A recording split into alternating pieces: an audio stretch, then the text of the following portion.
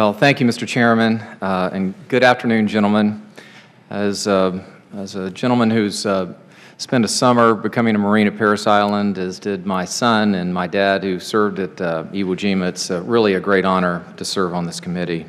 Admiral Greenert, given the operational tempo of our Navy and really I think the collision of how we're running our troops and our ships with these budgetary concerns that are coming in, the idea of spending what could be $1 billion to move a carrier to Mayport seems to me to be a severely misplaced priority.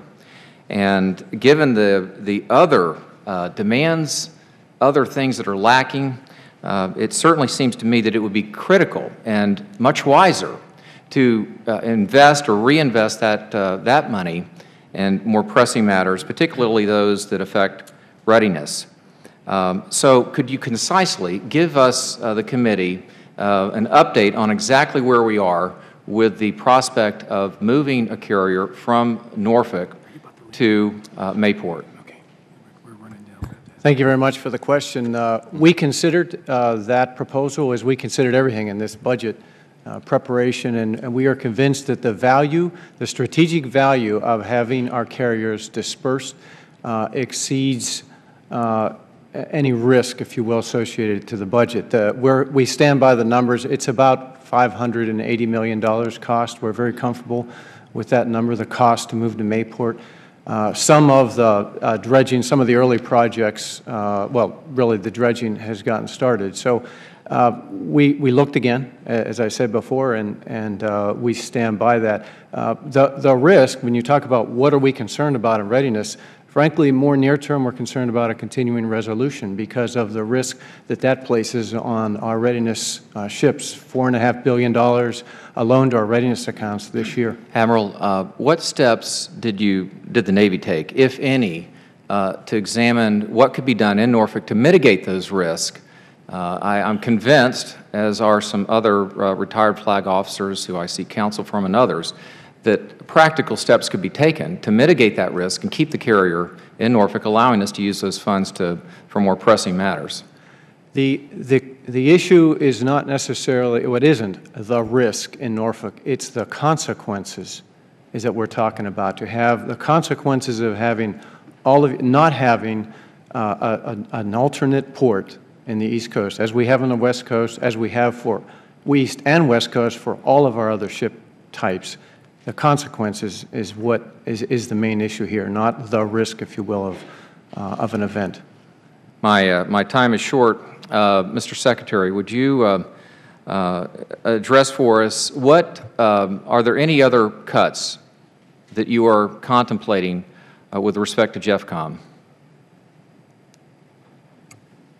Congressman, we're in the final stages of developing the implementation plan. We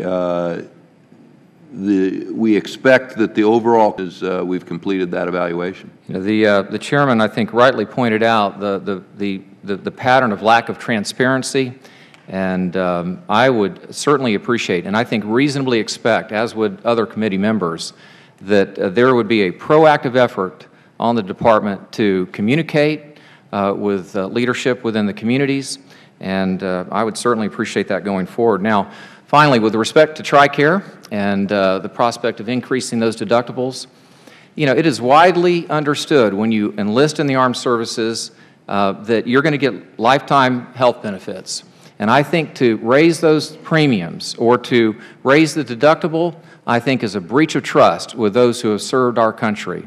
And if we want to change it going forward, that's an entirely that's a different subject, and I think we should do better disclosure to those who are considering a military career, to fully explain to them going forward that your benefits might be changed.